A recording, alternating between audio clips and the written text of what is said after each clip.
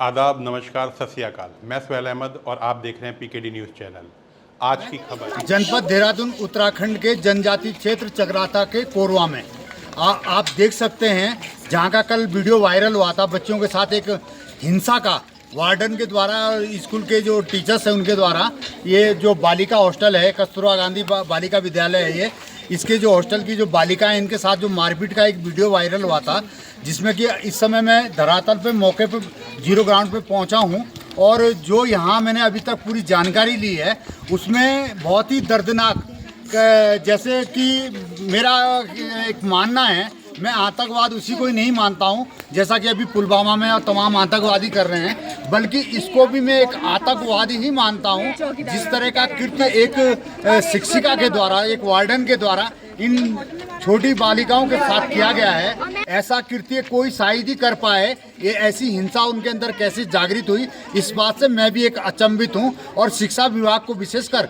इस पर ध्यान देने की जरूरत है कि इनके विभाग में इस तरह के अध्यापक, क्या इनको इस तरह से मॉनिटर नहीं किया जाता, इस प्रकार की शिक्षा नहीं दी जा सकती है कि आज का ज़माना जो मॉडर्न ज़माना है, ऐसे में किस प्रकार से बच्चों को गाइड किया जाए, किस प्रकार से बच्चों को दिशा दी जाए। तो आइए मैं सीधे बातचीत करता हूं उन बच्चों से जो पीड़ित हैं, विक्टिम हैं, जिनके चोटें लगी, और मैं रूबरू कराना चाहूँगा और साथ में चाहूँगा आपसे सभी से, जितने ये न्यूज़ देख रहे हैं, इसको आप अधिक से अधिक शेयर करें और कमेंट्स भेजें इसमें इस शिक्षिका के खिलाफ, ताकि वैसे इनका मेडिकल होने वाला है और इस शिक्षिका पे FIR भी दर्ज होने वाली है। पुलिस यहाँ पर मौजूद है इस समय और जितने भी अभिभावकगण हैं वो यहाँ पर करीब 200-250 टीचर्स, ये अभिभावक आ चुके हैं, उनकी बैठक चल रही है। क्या उनके द्वारा निर्णय लिया जाना है ये भी हम आपको अवगत कराते रहेंगे। तो मैं जानकारी लेता हूँ सीधे बालिकाओं से।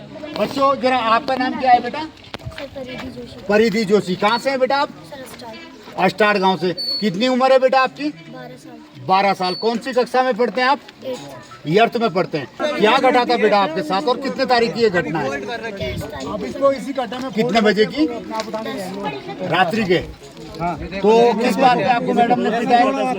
इधर भी है, नीचे भी है, कई जगह। अपने रूमों के बाहर पढ़ने के लिए, तब हम रूमों में बैठे, फिर बोला कि अंदर सो जाओ कि सोने। फिर हम जा रहे थे अंदर, फिर मैम को चप्पल और दरवाजे की आवाज़ उठाएंगी, फिर उसमें आएंगी। यानी कि उस हॉस्टल में आपको शिफ्ट किया गया है? ये अभी निर्माणाधीन है, अभी हैंड ओवर नहीं हुआ है। ये विभाग के हैंड ओवर नहीं हुआ। सबसे पहले गलती वार्डन की है कि जब तक विभाग के हैंड ओवर ये बिल्डिंग नहीं हुई थी, इसमें बच्चों को शिफ्ट नहीं किया जा सकता। अभी हम गए हैं उधर, देखा है हमने, बिजली का कार्य भी चल रहा है, ठेकेदार के द्वारा नंगी तारों से कार्य किया जा रहा है। वहाँ पर पानी भी बिछा होता है, ये विजुअल्स हमारे पास मौजूद है। ये बात का विषय है और बहुत बड़ी लापरवाही है। अगर ऐसे में बच्चों को करंट भी लग सकता था। तो ठीक है बेटा, किस चीज़ से आपकी पिटाई करी? बांस के डंडे से। बताएं कहाँ कहाँ चोटें लगी हैं आपके? जरा कैमरे को जूम करें, दिखाएं बेटा जहाँ पर चोट लगी है आपके। आप ये देख सकते हैं बालिका के चोट लगी है और पूरा नील, ये पीछे भी यहाँ पर देख सकते हैं कितनी निर्दयता और क्रूरता के साथ। ऐसा जो आतंकवादी है उनके अंदर भी इतनी हिंसा नहीं होती। ये देखिए दूसरी बालिका, क्या इसका नाम क्या है बेटा? रिधिमा। आपका कितनी उम्र है? 11 साल। इसके भी ये देखिए नील पूरा दिखाई दे रहा है, नील पड़ा हुआ है। और कोई बेटा? ये सैकड़ों बच्चों के इस तरह के चोटों के, ये देख लीजिए, काफी दिखाई दे रहा है ये, जबकि ये 23 तारीख की घटना है। आप जान सकते हैं इस मैडम के अंदर शिक्षा कहाँ से आ गई। इसके अंदर तो क्रूरता भरी है। इसे तो आतंकवादियों के साथ भेज देना चाहिए, वहाँ ज़्यादा बेटर कार्य करेगी उनके लिए। हाँ, दूसरी बेटा, ये देखिए इतने छोटे बालक और एक नारी के द्वारा इस तरह का अत्याचार, जिसे कलयुग कहते हैं, वो हमको आज साक्षात दिखाई दे रहा है। एक नारी के द्वारा ही नारी पे, अबोध बालिकाओं पे इतना बड़ा अत्याचार। बेटा और क्या चोट है? क्या बोला गया था कि तुमने निशान खुद बनाए हैं। निशान खुद बनाए? कोई बात नहीं, उसको बोलने से कुछ नहीं होता। इसका मेडिकल होना है और उसके बाद वो उसकी सजा मिलनी है। बेटा आप भी बताएं क्या क्या मैडम के बारे में, क्या आपके भी चोट लगी है क्या? नहीं सर, चोट नहीं लगी सर, लेकिन सर 23 तारीख की शाम को 10 बजे सर हमें गैलरी में बाहर बिठाया गया। मैम का कहना था कि हम अगर रूम में बैठते हैं तो मतलब दिन में नींद आती तो तुम सो जाते हो। फिर हम बाहर बैठे गैलरी में पढ़ने और फिर मैम ने बोला फिर मैम भाभी ऊपर फ्लोर में भी सबसे ऊपर वाले फ्लोर वाले लड़कियों को नहीं मारा, उन्होंने हमें बुलाया था लेकिन हमने सुना नहीं और हम गए भी नहीं। अगर हम जाते तो शायद हमें ज़्यादा मार पड़ती। फिर नीचे फ्लोर वालों को बोला कि मतलब अंदर चल जाओ सोने 10 अच्छा ये बताओ, क्या उसी दिन उन्होंने मारा है बच्चों को या इससे पहले भी इस प्रकार की यही मैडम मारती है, इसके अलावा कोई और भी है? ज्योति मैम भी थोड़ा बहुत, ठीक है ठीक है। अच्छा और भी कोई बच्चा है ऐसा जिसके चोट लगी है? जरा आगे आ जाए, दिखाएं हमको, हम ये चाहते हैं अधिक से अधिक। ये देखिए पैरों में ये सब बच्चों के देख सकते हैं, ये 7-8 बच्चे तो अभी मेरे सामने आ चुके हैं और 102 बच्चों को आप समझ सकते हैं। आप देख सकते हैं कैसा ये जरा चारों तरफ भी लें, अभिभावक मौजूद हैं, इनके गार्जियंस भी मौजूद हैं, आ चुके हैं और बहुत आक्रोश ये देखने को मिल रहा है। हालांकि हमारे द्वारा भी, पुलिस के द्वारा भी अभिभावकों को समझाया गया है कि कोई भी कानून व्यवस्था को अपने हाथ में ना लें और बिल्कुल इस पे अवश्य कार्रवाई होगी। जो ये चोटें दिखा रही हैं, भारतीय संविधान को हमने पढ़ा भी है, काम भी किया है, ये स्पष्ट दिखाती है ये ऑफेंस है, बिल्कुल बाकायदा मेडिकल होगा इनका और मैडम पे FIR दर्ज होगी।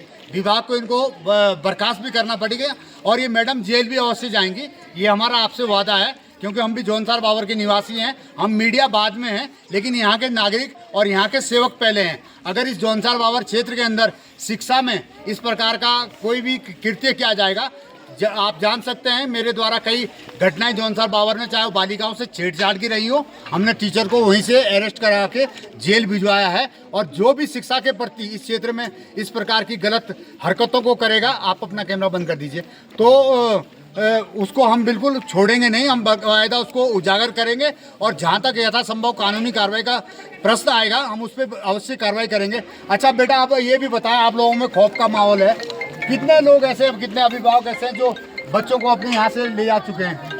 विनाश काले विपरीत बुद्धि, तो वो आपकी आ चुकी है और आप अब जेल जाने की तैयारी रखें और आप जल्दी ही बर्खास्त भी होने वाली है, ये मेरा आपसे वादा है। जौनसार बावर के बच्चों पे किसी पे भी अगर इस तरह का कोई अत्याचार करेगा तो बिल्कुल वो कानून रूप से दंड का भागीदार होगा और हम वहाँ तक उसको पहुँचाने में अपनी भूमिका जो चौथे स्तंभ की है और जो सेवक की भूमिका होती है वो हम अवश्य पहुँचाएंगे। बने रहिए PKD न्यूज़ चैनल के साथ। शाम को जब हम खाना खा के आए तो मैम ने कहा कि रूमों में कोई नहीं बैठेगा और रूम के बाहर बैठो सब लोग पढ़ने। तो सर हम बैठे तो मैम ने 10 बजे के आसपास चौकीदार आंटी को भेजा, तो उन्होंने कहा कि अंदर चले जाओ। तो सर हम जब अंदर जा रहे थे तो दरवाज़ों की आवाज़ आई मैम को और मैम गुस्से में ऊपर आई और कहा कि तुम लाइन लगाओ, आज मैं तुम्हें अच्छे से पीटती हूँ। तो मैम ने चौकीदार आंटी से बांस का डंडा मंगाया और फिर हमें उससे पीटा। इससे पहले इन जो वार्डन मैम है इनके द्वारा ऐसा कृत्य किया गया था? ये सर हुआ था, पर हमने हमेशा मैम को ज़्यादा कुछ नहीं किया था। कितने बच्चों को इन्होंने पीटा था? सर लगभग 200 लड़कियों, 102 लड़कियों को पीटा था। 102 लड़कियों को इनके द्वारा पीटा गया था। अभी जहाँ की ये घटना है वो कौन सी बिल्डिंग है? सर ये वाली बिल्डिंग जिसमें काम चल रहा है, अंडर कंस्ट्रक्शन है। यहाँ पर बच्चों को किसने शिफ्ट किया था? सर मैम ने किया था। मैम ने शिफ्ट किया था। 25 तारीख को बच्चों के द्वारा मतलब यहाँ धरना प्रदर्शन करते हुए जो कस्तूरबा गांधी बालिका विद्यालय है उसके जो बच्चों ने धरना प्रदर्शन किया था और रोड भी जाम किया गया था। तो ये प्रकरण वहाँ से संज्ञान में आया, तो उस समय बच्चों ने जो आरोप लगाए थे कि उनके साथ मारपीट हुई है, तत्काल पुलिस के द्वारा, तहसील प्रशासन के द्वारा उन बच्चों को गाड़ियों में ले जाके और हॉस्पिटल में मेडिकल कराया गया। पुलिस में उसकी जांच की जा रही है। जैसा कि आज मतलब हमको भी SDM साहब द्वारा और खंड शिक्षा अधिकारी विकास नगर और चक्राता दोनों यहाँ आए हैं और बच्चा और उनके अभिभावक उन दोनों से वार्ता कर रहे हैं ताकि एक विभागीय जांच और एक पुलिस जांच दोनों समानांतर चलती रहे। सर जैसा कि यहाँ पर इसके अलावा भी और चीज़ पाई गई, मैंने आपको बताया भी था, पेड़ काटे गए हैं और पेड़ काटने का प्रयास भी किया जा रहा है, प्लस यहाँ पर नंगे वायर से कार्य किया जा रहा है। जी। ऐसे में क्या कार्रवाई आपके द्वारा ठेकेदार के विरुद्ध की जाएगी? जैसे आपके द्वारा ये सारी चीज़ें हमारे द्वारा संज्ञान में लाई गई हैं, इन पे जो नियमानुसार कार्रवाई बनती है हमारे द्वारा वो अमल में लाई जाएगी। Thank you sir. कौशल उप शिक्षा अधिकारी चक्राता। अभी हमने कई बच्चों का बयान लिया है, तो उससे यही सामने आया है कि बच्चों के साथ गलत हुआ है। उस पर हम पूरी जांच करेंगे और जो भी आगे रिजल्ट निकल के आएगा न्याय संगत कार्रवाई होगी। हमारी 2 सदस्यीय टीम जो है हमारे, मैं बीओ विकास नगर हूँ और मैडम जो है उप शिक्षा अधिकारी चक्राता हैं। तो हमें इस जांच के लिए भेजा गया है। अभी जांच चल रही है। अभी हम बैठे थे, खुली बैठक चल रही थी, तो उसमें मैं बच्चों से थोड़ा, जो 2-4 बच्चों से हम बात कर पाए, उसमें यही संज्ञान में आया है कि उनको 23 तारीख की रात को 23 तारीख की रात को पीटा गया है कमरे में बुला के, और उनके निशान दिख रहे हैं, साफ दिख रहे हैं। और कुछ 12 बच्चों का जो हमें पता चल रहा है कि 12 बच्चों का मेडिकल भी किया गया है। अब अभी जो रिपोर्ट अभी हम बनाएंगे, इसका जांच पूरी होने के बाद, और वही सबमिट करेंगे उसी हिसाब से, उसी अनुसार से जैसे उन पर जो वो होगा तो कार्रवाई की जाएगी। इसके अलावा भी काफ़ी चीज़ें और सामने आई, जैसे कि ये विद्यालय में पेड़ कटे हैं जो कि गलत है, और नंगी वायर्स जिधर बच्चों का आना जाना है, जबकि वो बिल्डिंग अंडर कंस्ट्रक्शन है, तो पहले तो शिफ्ट नहीं किया जाना था। अगर शिफ्ट भी किया तो इस प्रकार की लापरवाही की, पानी के ऊपर नंगी तारें हैं, बच्चों के साथ दुर्घटना भी घट सकती थी, किसी और के साथ भी। प्लस जो यहाँ लेबर है उनका वेरिफिकेशन हो रखा है या नहीं हो रखा है, उस साइड उनको शिफ्ट किया गया है, बाहर की लेबर है। विद्यालय के अपने नियम बड़े सख्त होते हैं इस मामले में, तो ऐसे में क्या कार्रवाई और रहेगी आपकी तरफ से? देखिए, यही है कि भाई, क्योंकि छात्रावास है, ये छात्रावास के अपने रूल्स होते हैं, और जैसे और भी चीज़ें आई हैं, अनियमितता हमें पता चली है, जैसे कि बच्चों को पानी ले जाने और वहाँ पे खाले में भेजा जाता था, या फिर बच्चे है ना लकड़ियाँ बीनने के लिए भेजा जाता है। तो ये सारी चीज़ें नहीं है, बिल्कुल अलाउड नहीं है ये चीज़, क्योंकि छात्रावास है, ये एकदम सुरक्षित वो होना चाहिए बच्चों के लिए। यानी कि बाल श्रम भी उनके द्वारा कराया गया है। हाँ, माने कि बिल्कुल ये आ रहा है तथ्य। अभी बच्चों से मैं कह रही हूँ, जैसे कि 4 बच्चों से भी बात हुई, अभी काफ़ी बच्चे हैं, अभी उनसे बात की जाएगी और जांच के अनुरूप ही जांच रिपोर्ट तैयार की जाएगी। यहाँ के जो वार्डन थी उसके द्वारा जो ये कृत्य किया गया वो बड़ा निंदनीय है, और उसके बाद विभाग इसका संज्ञान नहीं ले रहा है, वो अधिक और दुर्भाग्यपूर्ण है। क्योंकि जिस प्रकार से यहाँ से जो वार्डन थी और इनका जो और स्टाफ था, टीचर वगैरह, वो इनके बच्चों के पिटाई के बाद जब ये मामला हाईलाइट हुआ तो उसके बाद उनका यहाँ से चले जाना, तो निश्चित तौर पर कहीं पर ये समझा जाएगा कि कहीं से विभाग के बड़े अधिकारियों का शय मिल रहा है, जिससे कि उनको बचाने की पूरी कोशिश की जा रही है। आज अभिभावक पूरे जौनसार बावर के यहाँ पर आए हैं,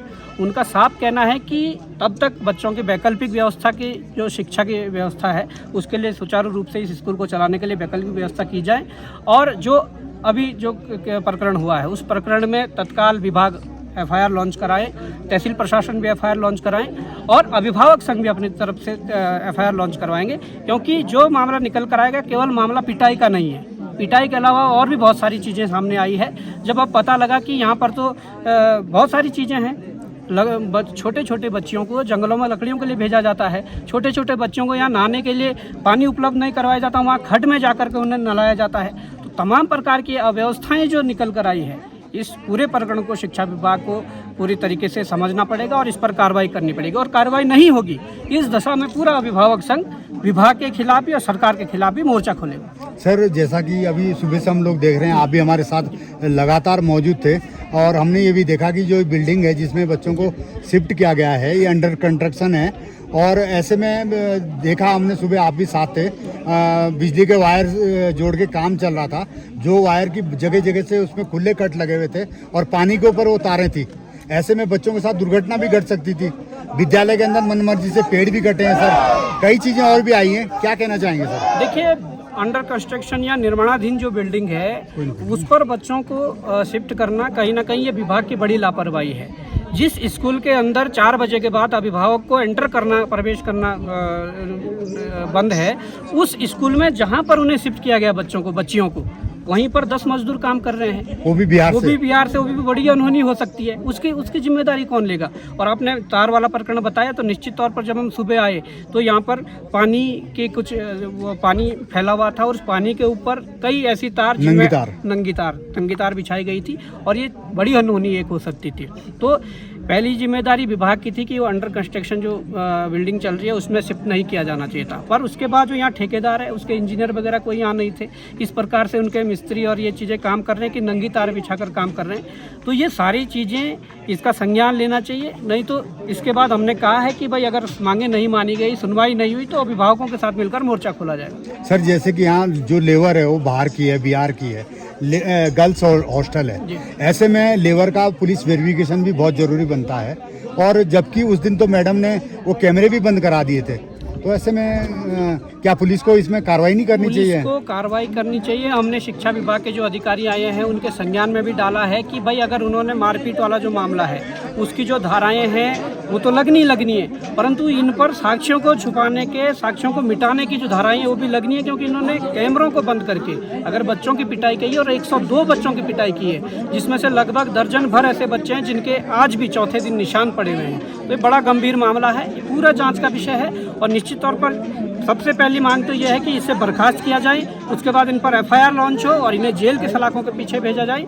और तत्काल आज ही लेटर जारी हो कि शिक्षा विभाग जो है यहाँ के लिए ये कोई वैकल्पिक व्यवस्था इन बच्चों के लिए शिक्षा जो सुचारू रूप से चल पाए उसके लिए कर। इन बच्चों की सुरक्षा के लिए भी जैसे कि डर का माहौल इस समय बैठा हुआ है, तो पुलिस प्रोटेक्शन भी बच्चों के अंदर भय का माहौल है। हम जब सुबह आए तो बच्चे अपने अभिभावकों से बात कर रहे थे कि हमें घर जाना है, वो यहाँ पर डरे और सहमे हुए से हैं। तो प्रशासन को, पुलिस प्रशासन हो या शिक्षा विभाग का प्रशासन हो, उन्हें बच्चों को ये विश्वास दिलाना पड़ेगा कि आप सुरक्षित हैं, आपकी पढ़ाई में कोई बाधा उत्पन्न नहीं होगी, आपके खान पीन में कोई बाधा उत्पन्न नहीं होगी। तमाम प्रकार की जो चीज़ें वो बच्चों को हौसला देना पड़ेगा।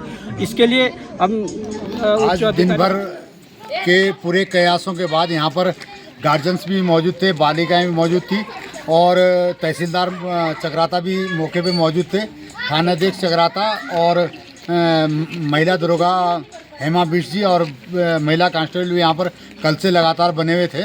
और शिक्षा विभाग से भी यहाँ डिप्टी BO चकराता और BO विकास नगर भी यहाँ पर मौके पे पहुँची थी और गार्जियंस के बीच में भी यहाँ बैठक हुई है।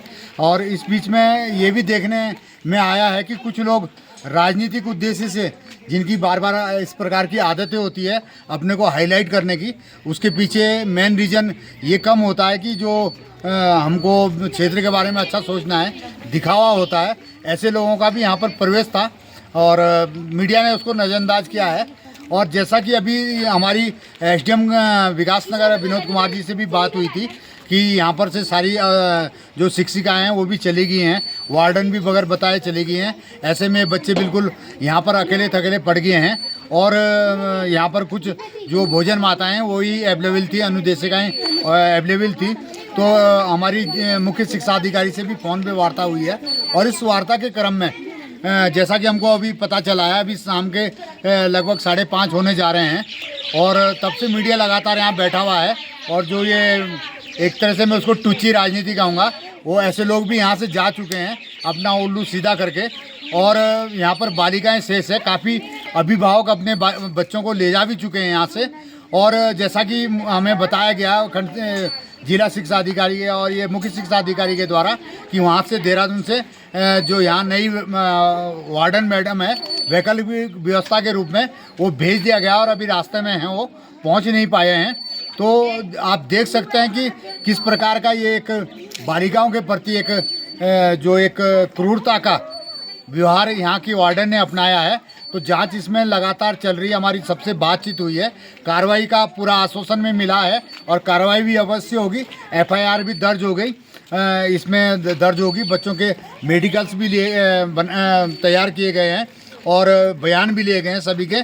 तो आप देख सकते हैं कि इस प्रकार का जो जौनसर बावर में एक प्रकरण चल रहा है इस प्रकार का कि बच्चों को कहीं प्रताड़ित करना, कहीं इस तरह की चीज़ें करना, ये अपने आप में बहुत ही दुख और चिंता का विषय है।